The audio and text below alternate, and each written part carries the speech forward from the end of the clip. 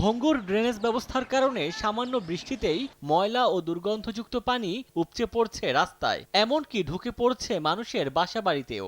এভাবেই পানিতে তলিয়ে আছে যশোর উপশহরের ই ব্লকের সড়কগুলো।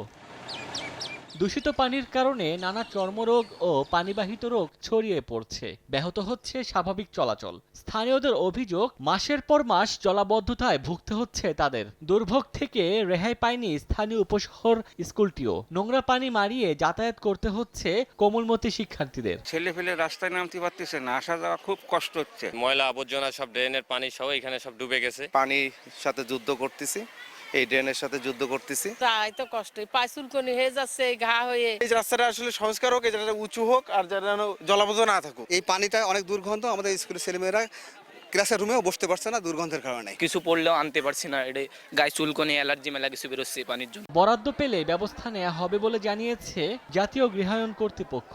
যেহেতু আমাদের সেলফ ফাইন্যান্স, তো সেই ক্ষেত্রে আমাদের ড্রেন মানে নিজেদের টাকায় ড্রেন, রাস্তাঘাট এসব করার সুযোগ নেই।